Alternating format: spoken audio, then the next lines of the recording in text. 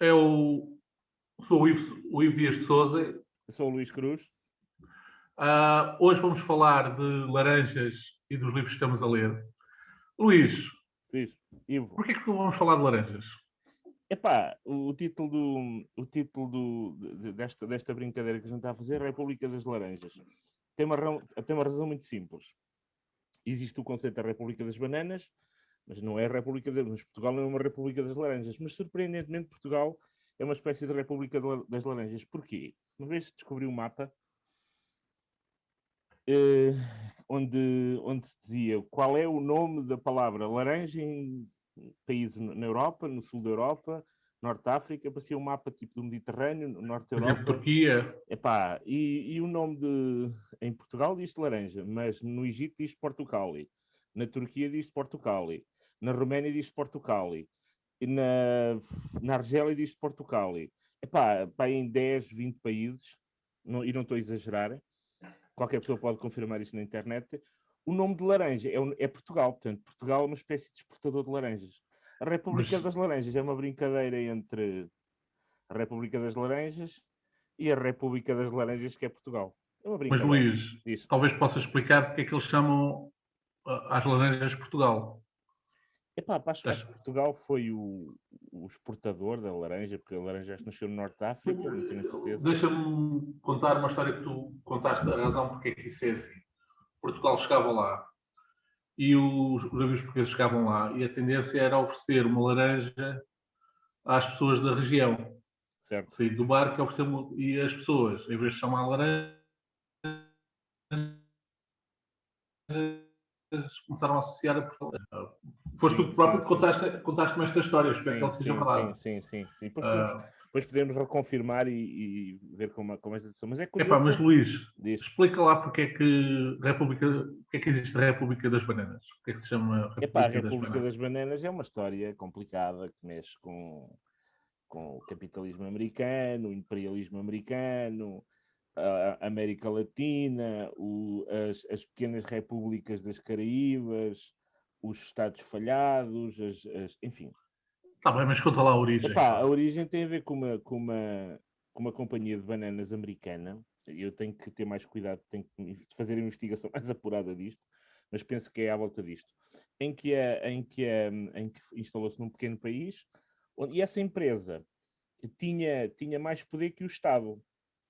Ou seja, as regras que a empresa impunha, baseado na exploração da monocultura e as regras laborais, sobrepunham-se às regras do Estado e às regras daquele pequeno país. Não sei se era São Salvador ou Honduras, é uma espécie assim de pequeno país da América Latina. Onde a empresa é que era a República, propriamente dita. E o Presidente da República submetia-se ao Presidente da companhia, que era o importador e o produtor das bananas. E virou uma espécie de lenda uma lenda negra latino-americana em que o poder das empresas multinacionais em países de monocultura se sobrepõe à república desse país e as regras são impostas de uma maneira um bocado imperialista, colonialista ou neocolonialista. E eu nem sou de esquerda para usar esta linguagem. Mas de facto era assim. E a legislação laboral era a legislação laboral que a empresa impunha. E as regras eram as regras que a empresa impunha. Portanto, diz que é uma república das bananas quando os Estados têm menos poder que as empresas em sociedades de monocultura. E isto diz que é uma república das bananas, quer dizer, ninguém governa o país, é governado por alguém de fora. Basicamente é isto que quer dizer. Eu acho isto interessante, o ser da República das Laranjas, porque nós, na nossa história, tivemos algumas ocasiões que fomos, de facto, uma República das Bananas. E das laranjas ao mesmo tempo. Desde a fuga do rei, desde o colonialismo do vinho do Porto feito pelos ingleses, desde os cruzados que nos vieram ajudar a expulsar. Há um conjunto de cenas, desde as guerras liberais, as guerras peninsulares. Há muitos episódios na história de Portugal em que isto de facto parece uma República das Bananas, sendo nós um pequeno império e um país que deu mundos ao mundo, o que é estranho. Yep. E Luís, o que é que andas a ler? Eu acabei de ler agora recentemente um livro que é A Vida Invisível da Adele. Okay. Vitória Schwein, Sim. Não consigo dizer o nome. É um livro de fantasia Sim. que se arrisca, a meu ver, arrisca-se a ser um pequeno clássico. Sim. Acho que agrada mais ao público feminino do que ao público masculino, apesar de eu achar que seja bom, que é baseado no Fausto. No Fausto, no livro do Fausto. O livro do Fausto é de quem? Desculpa, O esqueci-me livro do sempre o Fausto é nome. do Gota. Gota. Do Gota. Em que o diabo, o Fausto, não, aquilo não é o diabo católico ou o diabo cristão. Quer Certo. dizer, aquilo é um deus antigo que por acaso faz contratos com o pessoal e por acaso rouba almas Ok. e acaba por ter uma história de amor com uma das suas vítimas. Ok. Epá, eu estou a ler muitos livros, como tu sabes. Yeah. Epá, agora estou a ler a biografia do Tolstói. Epá, fabuloso. O Tolstói é uma figura gigantesca. No final da vida era uma espécie de profeta, uma espécie de czar de reserva, uma espécie de contra-czar. Epá, e estou na parte em que ele está a escrever a Ana Karenina, e depois comecei a ler a Ana Karenina. E comecei a ler um livro que é a História Cultural da Rússia, já tenho há muito tempo, que é A Dança com Natasha, escrito por um judeu inglês, epá, e que faz uma incursão na cultura da Rússia que é muito interessante, porque a Rússia tem há dois focos, dois motores, duas tradições, que é os eslavos e a Rússia europeia. Epá, ele começa o livro com a construção de São Petersburgo, que é uma cidade que tem 300 anos, 315 anos, começou em 1703. E São Petersburgo nasceu com o desejo da Rússia se europeizar, se civilizar, ganhar uma janela aberta para a Europa. Foi também uma tentativa de bloquear as invasões suecas, que os suecos invadiam a Rússia. E chegaram até os russos tiveram invasões do leste e do oeste. Tiveram os mongóis, depois tiveram os suecos, depois tiveram os polacos, depois tiveram os alemães, depois tiveram mais quem? O Gengis Khan, enfim. Tem uma tradição de ser um país gigantesco e de ter sido invadido de todos os lados e continuar a ser um país gigantesco. E o livro é muito interessante e estou a gostar muito, eu gosto muito da cultura russa e da história da cultura Os russa. russos andaram-se a vingar no século XX, então. Sim. E o Putin, de certa maneira, faz um certo revivalismo da tradição imperial russa, que vai desde São Petersburgo, desde a tradição, uma tradição cultural riquíssima, que produziu no século XIX e XX, produziu grande literatura, grande música, o bailado, o folclore, incrível. Até há uma certa tradição imperial militar de expansão territorial e ele, de certa maneira, revivifica dá uma nova vida a isso e vai muito à tradição do século XIX da Rússia, que se quer afirmar como uma grande potência mundial, uma grande potência europeia. Atualmente há um país que tem potências territoriais em relação à Rússia, que é a China. Sim, mas a China tem uma vantagem. A China é um monstro demográfico. E a China não precisa a China não precisa invadir a Rússia. Basta só instalar lá a China. Isso já está a fazer isso, de certa maneira. Mas A Rússia tem o um governo problema. russo atualmente está a restringir claramente a imigração Sim. chinesa para a Mas é Rússia. assim, mas o Putin aqui há uns anos, não sei quanto tempo foi, ele criou uma espécie de... a população russa está a envelhecer. Se tu vires... no dia estava aqui há uns tempos, estava com os clientes do Bangladesh. E o Bangladesh é um pequeno país, do lado direito da Índia, era uma espécie do Paquistão oriental. E o Paquistão tem mais população que a Índia. E a área da Rússia, peço desculpa. E a Rússia é o maior país do mundo. Quer dizer, aquilo não é um país, é um continente, é mais que um continente. E o Putin queria aumentar a natalidade, porque eles têm uma população muito pequenina, 120 milhões, 125 milhões, de acordo com os últimos números que eu vi.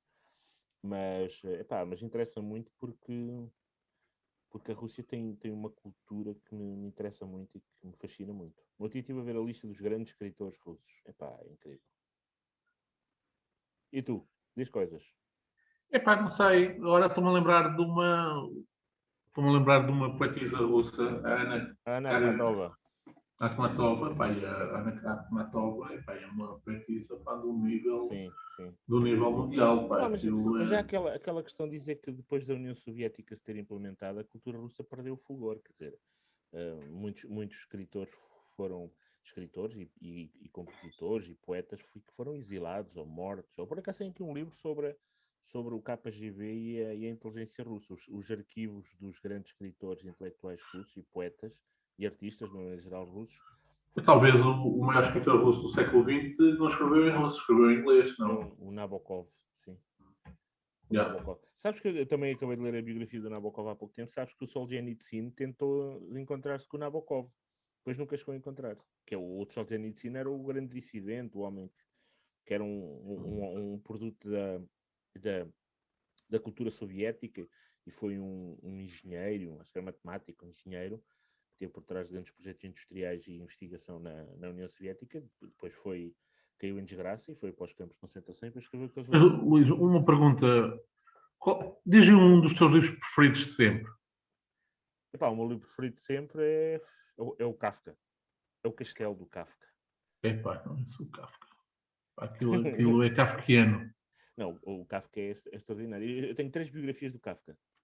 Já li uma.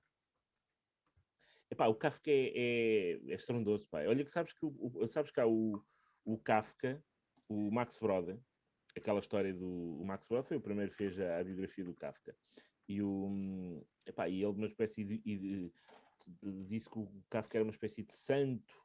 Epá, e o Max Brod saiu de Praga pouco antes dos nazis entrarem e levou uma data de malas com os manuscritos do Kafka, com cartas, com muito material do Kafka. Porque, entretanto, a Gestapo também aprendeu muita coisa em Berlim. Epá, saiu mesmo a tempo. Epá, e os manuscritos do Kafka estão a ser disputados entre Israel e a Alemanha, porque Israel considera aquilo um livro sagrado do povo Mas não é judeu. a República Checa. Epá, a República Checa acho que fica de fora do meio disso tudo. Porquê? Porque o Kafka escrevia em alemão. Portanto, é da tradição literária alemã, que era... Epá, é evidente que o Kafka não só foi um cidadão checo em 1919, ele nasceu em 1883. Mas ele só virou um cidadão checo em 1919, porque foi quando a República Checa se tornou independente depois da partição do Império Austro-Húngaro. Portanto, ele também só foi cidadão checo propriamente durante 5 anos. Epá, e apesar de falar checo e falar alemão, ele era um escritor da cultura alemã. Ele adorava o Goethe e o Kleist e essa gente toda. E os escritores da tradição alemã e da tradição austríaca. Um dos meus livros preferidos de sempre também tem a ver com o Kafka. Então, É um livro Milena, sobre a namorada. Milena Jesenska. Cartas a Milena. Sim. Mas o livro foi escrito por uma, não sei, acho que é austríaca, que conheceu, Sei. É Buber Neumann. Tenho esse livro. yeah, Buber conheceu num Neumann. campo de concentração. Exatamente. A Epá, Margaret. sim, Margaret, também já li esse livro. Margaret Buber Neumann, o pai dela, ou o marido dela, ou não sei que, era um filósofo judeu também acho que também muito famoso e muito conceituado e muito prestigiado também. Muito interessante. Epá, isso é muito interessante. Epá, mas naqueles tempos, naquela zona do globo, o pessoal morria, estavam sempre a morrer, guerras, Sim. epá, campos de concentração. Epá, mas eu tenho um fascínio muito grande pela Mittel-Europa. A Mittel-Europa é o Visegrado, a Áustria, a República Checa, a Hungria, o Império Austro-Húngaro, Roménia, Hungria, é tudo ali aquele mundo, interessa muito. Pá, há uma coisa, eu gosto, sabes que eu gosto de alemão, sei falar um bocado de alemão. Diz lá quantas línguas é que tu falas, pá? Falo 6 línguas, mais português, mas o português não conta, portanto falo 5. Epá, e olha aqui, queres ver? Estou a ler este livro sobre alemão. Dresden. Opa, Dresden é uma cidade espetacular. É uma espécie de Veneza do Alba. Não é muito conhecida na Alemanha, não é muito... Mas é uma cidade que me fascina porque é a cidade barroca, do barroco alemão. Tem uma tradição arquitetónica muito interessante. É uma cidade do sul da Baixa Saxónia. Pá, é uma cidade que eu gostava de conhecer. Leipzig é uma espécie de Alemanha do século XVIII, XVII, XVIII, do Bach, da cultura barroca. Epá, uma espécie que pertencia à ex-RDA. E tenho muita curiosidade em conhecer essa cidade. Pelo menos Dresden e Leipzig.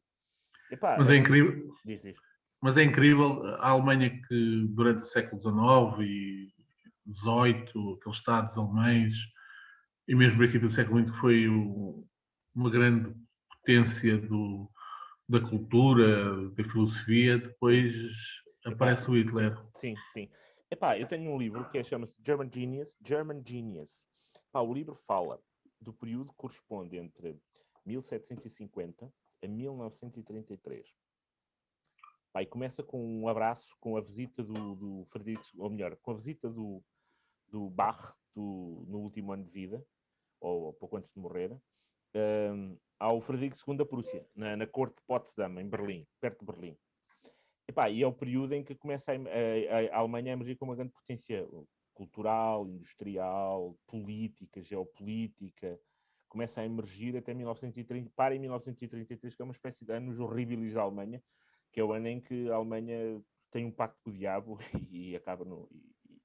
E toda a imagem da Alemanha a partir dessa altura, ou melhor, o que aconteceu na Alemanha entre 1933 até 1945, apagou toda a memória do que era a Alemanha entre 1750, não só, mas até 1933, que era uma espécie de um país que produzia cultura, filosofia, estudos bíblicos, indústria farmacêutica, indústria automóvel, indústria química, tinha os doutoramentos, nasceram lá, os estudos bíblicos, tinha grandes teólogos, e a Alemanha foi uma... abafou um bocado, assustou um bocado e pôs em perigo a hegemonia quer da Inglaterra, quer da França, que a França já tinha perdido o poder, mas pôs em causa muito o equilíbrio, que eram os ingleses a dividir para reinar, os franceses a pensar que ainda têm algum poder, mas já não têm muito poder, e a Alemanha afirmou-se. Isso é muito interessante, muito interessante. Mas aquela história de começar a exterminar o pessoal, determinados grupos, Epá, é pouco, epá, é pouco simpática. minha cara eu estive a ver aquela coisa do Stauffenberg, houve tantas tentativas para matar o Hitler, que o Hitler, a partir de na altura, pensava que era indestrutível, não ia morrer, ele aguentou tantos atentados. Isso é uma tragédia para a Alemanha. E a Alemanha agora ainda vai viver durante muitos anos com o complexo de ter daquilo que aconteceu no Holocausto e de certa maneira muito do que está a acontecer hoje ainda é o reflexo disso, estás a ver? Muita gente agora, a questão do fascismo e, e do nazismo, o que aconteceu, e eu acho que isso é um bocado verdade, que é tudo o que é direita está associado ao nazismo ou ao fascismo. Melhor, para uma certa esquerda casteira, ignorante e palerma, tudo que tenha um bocadinho de cheiro à direita é logo conotado como fascista, nazista. Sabendo que o nazismo e o fascismo, por exemplo, em Portugal, o Salazar anulou a política, ele é que fazia a política. E mesmo a da direita. Na Alemanha a mesma coisa. Os atentados contra o Hitler não foram de esquerdistas nem de comunistas. Foram de pessoas prussianos, da tradição militar e orgulhosa da Alemanha, pessoas que não queriam, que tinham uma certa honra, que tinham um certo orgulho de ser alemães, e o Hitler basicamente... E há uma coisa que o pessoal tem de esquecer, sobretudo o italiano, do alemão não tenho tanta certeza, mas o italiano, claramente, por exemplo, o Mussolini, vem claramente da esquerda. Exatamente, Ele era de exatamente, esquerda e depois exatamente, transformou aquilo. exatamente. E o próprio Hitler, como é que se chama o partido nazi, o Partido Nacional Nacional Socialista, Socialista, sim, sim, sim. também pega coisas de uma determinada esquerda. Sim, isso é uma história muito interessante, porque há ali muitas confluências, ou seja, eles basicamente vieram de uma certa confluência de esquerda, mas depois fizeram ali uma amálgama em que parece que a direita ficou também refém e ficou presa e agora fala-se muito disso da amálgama, ou seja, eu sou um tipo de direita, logo sou um fascista, que não é verdade, não tem nada de... É verdade, o que é que tu achaste daquela deputada, não sei de que partido, que disse que os comunistas comeram A criancinha. criancinhas ao pequeno Eu almoço? já tinha ouvido. Ela falou isso na Câmara Municipal de Lisboa. Mas é assim, isso tem a ver com aquela coisa do Holodomor. Houve de facto... isso também é uma história... também é uma crítica. Morreram milhões de pessoas na fome da Ucrânia.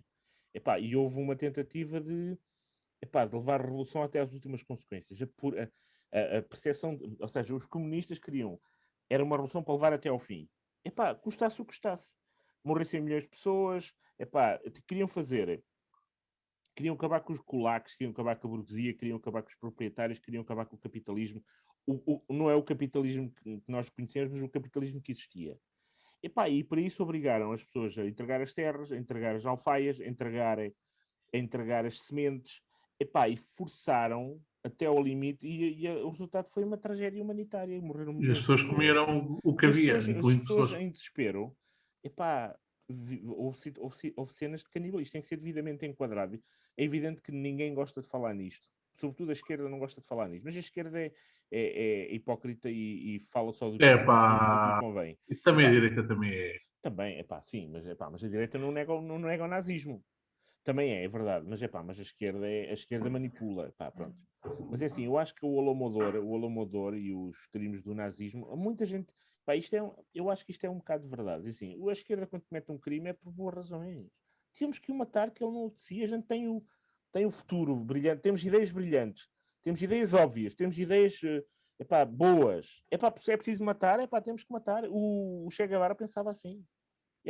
Queremos fazer revolução, queremos mudar a natureza humana, queremos mudar a humanidade, queremos mudar a maneira como as pessoas vivem. É preciso matar homossexuais, é preciso fuzilar, vamos fuzilar mais. E eles estão totalmente de consciência tranquila. Mas se a esquerda, quando acusa a direita de ter matado, são os bandidos, criminosos, nós sabemos, e a história mostra, e a história recente, que a esquerda, quando mata por boas razões. A direita, quando mata, por más razões. Ou seja... No século XX, os três grandes genocidas foi o Hitler, o Stalin e o Mao Tse-tung. E o Mao Tse-tung foi por decisões até um bocado idiotas. Por exemplo, aquela história de acabarem com os pássaros. Sim. Isso levou à morte de várias dezenas de milhões de chineses, porque os pássaros eram importantes por causa do ecossistema. Porque eles eram importantes para restringir os insetos, não havia pássaros, os insetos invadiram tudo e houve umas dezenas de milhões de chineses que foram à vida. Sim.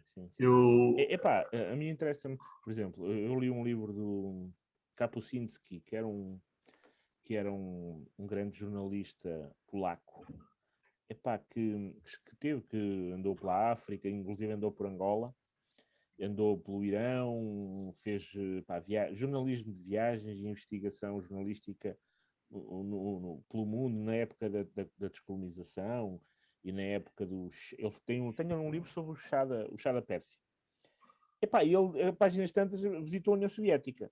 Agora o biógrafo dele diz que o gajo era um bocado inventor, inventava um bocado, lirava um bocado. Mas pronto. E ele conta episódios em diferentes repúblicas. E há o episódio da igreja aquela igreja que comemora a vitória dos russos sobre o Napoleão, que é uma obra-prima, que é um esplendor de igreja. E o Stalin mandou demolir a igreja. Mandou demolir, ele conta a história da demolição e não sei o quê. Voltou. Isso parece do Stalin, parece-me aquela história que agora queriam acabar com aquele edifício ao pé do Rio, em Lisboa, aqueles dos descobrimentos. Sim, o padrão dos descobrimentos. Sim. Aquela história de querer refazer a história, etc. Se tens problemas com edifícios que são belos, e aquele edifício ao pé do Rio dos descobrimentos é belo, sim. Muda o significado, faz qualquer coisa, mas não queiras agora demolir o edifício. Não, mas sabes o que é mais curioso? Hoje estava a ouvir Só porque o Estado não o fez, quer dizer... Ivo, temos que acabar daqui a pouco. Olha, eu cá estava a ver uma reportagem, um vídeo no YouTube, sobre um canal no YouTube em Inglaterra, sobre o ódio que os ingleses têm, a cultura de esquerda, uma certa cultura de ódio aos ingleses, são racistas, são imperialistas, são colonialistas, temos que descolonizar. Há um certo discurso autofagia, ódio próprio. E ele diz uma coisa, e eu chego à conclusão que, por exemplo, então, se os ingleses, as universidades, os intelectuais, a massa crítica, os meios de comunicação social, a BBC, etc., têm um discurso que é contra a Inglaterra, porque é que os estrangeiros que vêm para a Inglaterra sabendo que a Inglaterra não gosta. Ou seja, vamos chegar a um ponto paradoxal e estranho em que há um canal no YouTube que é o Trigonometry, que são 2 ingleses, mas um é de origem russa e até de origem nasceu na Venezuela. Tens que ir ver esse canal que é muito interessante.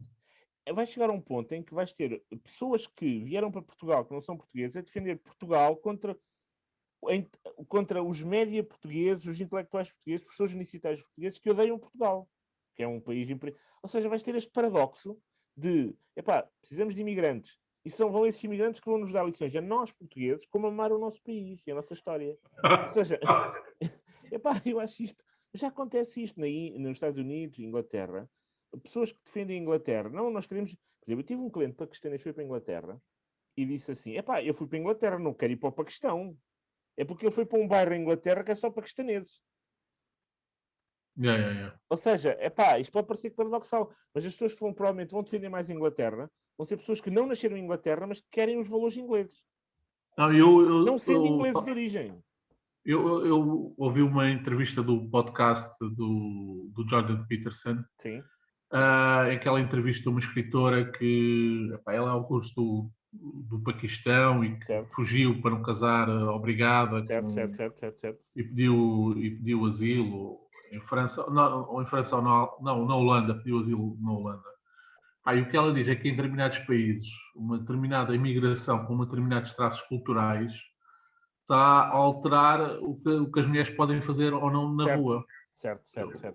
Como já disse, eu, por exemplo, fico muito espantado quando, por exemplo, o Bloco de Esquerda toma posições muito favoráveis à imigração do Norte da África. Me parece assim uma coisa extraordinária. Se Portugal tivesse 5 milhões de marroquinos, os direitos das mulheres não seriam a mesma coisa do que são atualmente. É um paradoxo estranho, é uma coisa estranha que a esquerda tem que explicar muito bem. Mas eles não explicam. Eles vivem numa espécie de bolha. E depois se atirares com coisas muito concretas, eles começam a falar em generalizações e racismo e coisas. Mas deixa-me dizer, não é só a esquerda que tem culpa. Claro que não. No cartório, a direita também tem, mas no cartório. Claro que não. Pronto, como é que fica o resultado? 2-2, empate? Não, acho que ganhaste. Ninguém ganha. Olha, vamos ficar por aqui. Está bem, ok, Luís. Depois, quando é que vais para Lisboa? Quando é que eu venho para Lisboa? Já parou de gravar, não é? Eu queria ir em maio a Lisboa, mas queria que as coisas estivessem